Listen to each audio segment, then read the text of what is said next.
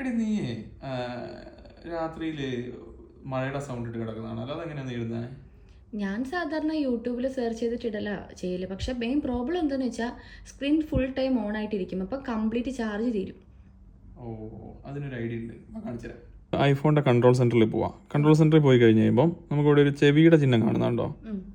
അത് ടാപ്പ് ചെയ്യാം. ടാപ്പ് ചെയ്ത് കഴിയുമ്പോൾ അതിൻ്റെ രണ്ടാമത്തെ ഓപ്ഷൻ ബാക്ക്ഗ്രൗണ്ട് സൗണ്ട്സ് എന്ന് പറഞ്ഞൊരു ഓപ്ഷൻ ഉണ്ട്. ആ സൗണ്ട് ഓപ്പൺ ചെയ്ത് കഴിഞ്ഞാൽ നമുക്ക് റെയിനിൻ്റെ സൗണ്ട് ആക്ടിവേറ്റ് ആവും. നമുക്ക് സൗണ്ട് വേണമെങ്കിൽ കുറയ്ക്കാം കുറയ്ക്കാം. ഇനി റെയിനിൻ്റെ സൗണ്ട് മാത്രമല്ല, നമുക്ക് വേറെ എന്തെങ്കിലും സൗണ്ട് വേണമെന്ന് വിചാരിച്ചു. ഒരു എക്സാമ്പിൾ പറയുകയാണെങ്കിൽ നമുക്ക് ഓഷ്യൻ്റെ സൗണ്ട് വേണമെങ്കിൽ നമുക്കത് സെറ്റ് ചെയ്യാം.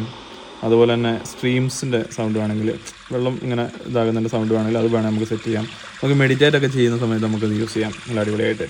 പിന്നെ നൈറ്റ് നമ്മളിപ്പോൾ പകൽ കിടന്നുറങ്ങുകയാണ്, അപ്പോൾ നമുക്ക് നൈറ്റിൻ്റെ ഒരു എന്താ പറയുക ഒരു ഫീൽ കിട്ടണമെങ്കിൽ നമുക്ക് എന്ത് ചെയ്യാം, എന്തൊരു സൗണ്ട് ഇടാം.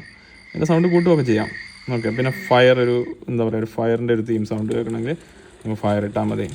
ഇനി ഇതിൻ്റെ എല്ലാം ഒരു എന്താ പറയുക പ്രധാനപ്പെട്ട ഒരു പരിപാടി അട്രാക്ഷൻ എന്താണെന്ന് വെച്ചാൽ, നമ്മളിപ്പം റെയിൻ ഇട്ട് കഴിഞ്ഞാൽ ഞാൻ പറഞ്ഞില്ലേ സ്ക്രീന് ഓഫ് ആവില്ല എന്ന് പറഞ്ഞില്ലേ, ഇതിനങ്ങനത്തെ ഇഷ്യൂ ഇല്ല.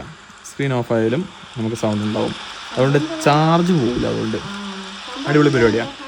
ഇനി ചില ഐഫോണിൽ ഈ പറഞ്ഞ പോലെ ഈ ഓപ്ഷൻ ഉണ്ടാവില്ല, കാണില്ല. അപ്പോൾ എന്താ ചെയ്യേണ്ടതെന്നറിയോ, നമ്മൾ കൺട്രോൾ സെൻറ്ററിൽ പോവാം, എന്നിട്ട് പ്ലസ് ഐക്കൺ ഞെക്കാം. ഓക്കെ. എന്നിട്ട് ആടെ കൺട്രോൾ കൊടുക്കാം. എന്നിട്ട് ഇവിടെ ഹിയറിംഗ് എന്ന് പറഞ്ഞ് സെർച്ച് ചെയ്യാം. അപ്പോൾ ഒരു ചെവിൻ്റെ ഇത് വരുന്നുണ്ടല്ലേ, അത് ടാപ്പ് ചെയ്യാം.